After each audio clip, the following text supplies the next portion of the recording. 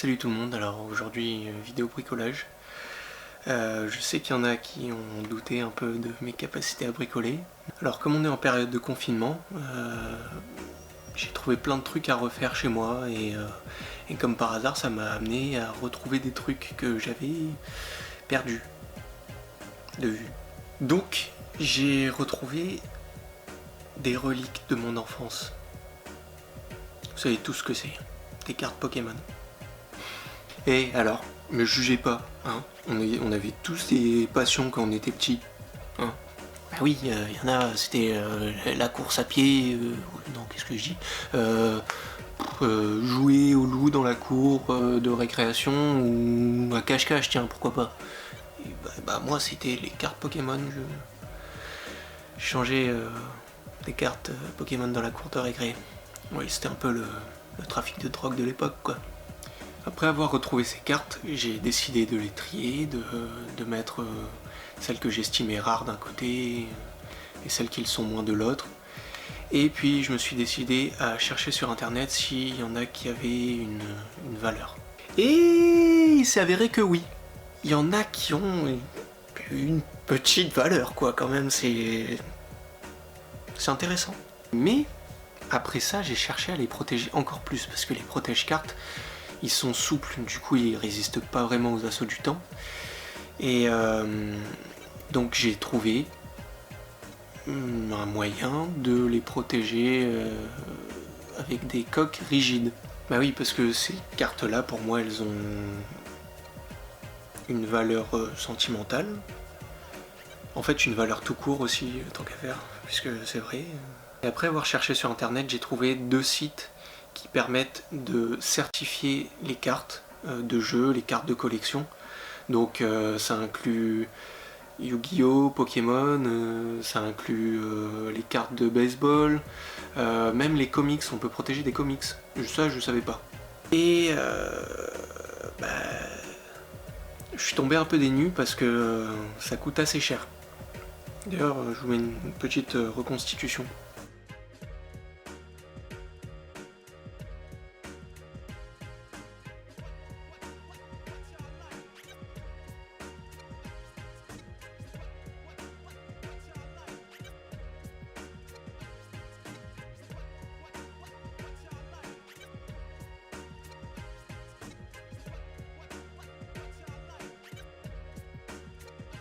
Ouais, ça coûte assez cher, quoi, on va dire. Hein.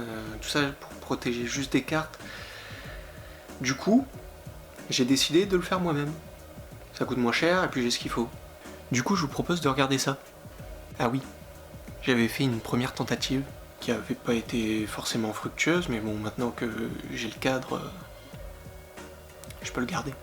Alors c'est cette carte que j'ai protégée en premier. Les connaisseurs, ils connaissent bien cette carte, puisqu'ils ont dû le voir dans un film. Cette carte, on la voit dans le film Pokémon 2, Le pouvoir est en toi. C'est la carte du collectionneur dans ce film. Alors cette carte, elle est pas forcément très recherchée parce qu'elle est assez répandue, même si elle peut coûter une dizaine, une quinzaine d'euros. Mais elle est assez particulière parce que derrière, elle ressemble pas vraiment à une carte Pokémon normale. Mais voilà, c'est elle que j'ai protégée en premier, allez savoir pourquoi. Peut-être pour son originalité,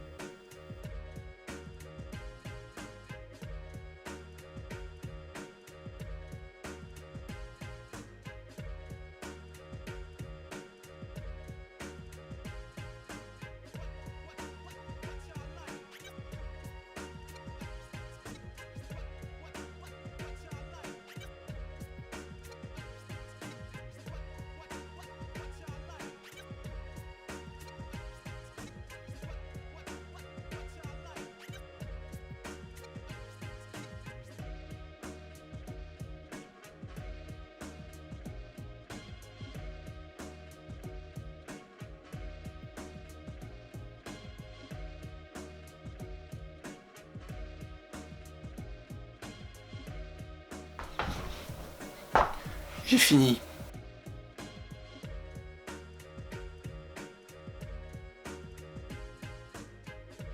Bon, je suis d'accord que la coupe du plexiglas c'est pas ouf, mais j'ai fait avec ce que j'avais.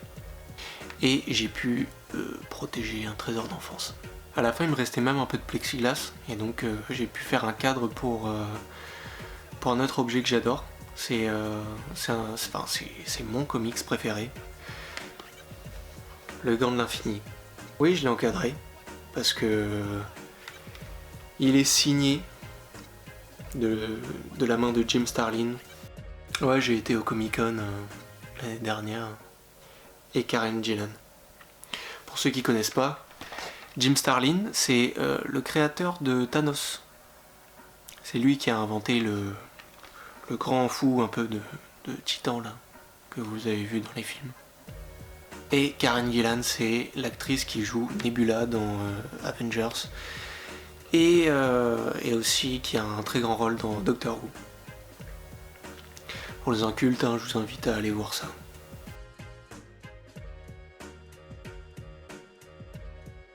Alors voilà, maintenant vous savez où et comment protéger vos cartes. Par des protège-cartes, hein, tout ce qu'il y a de plus simple. Sinon vous poussez un peu plus loin. Ou sinon vous achetez du plexiglas.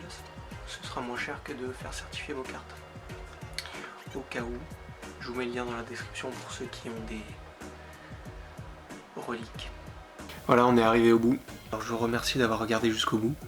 Je vous invite à liker, à partager, à vous abonner aussi et à me suivre sur Instagram, juste ici. Et je vous dis à très bientôt pour une prochaine vidéo qui portera sur la photographie et plus particulièrement l'astrophotographie. Franchement, c'est intéressant. Moi, je vous dis ça, je vous laisse un petit avant-goût, allez.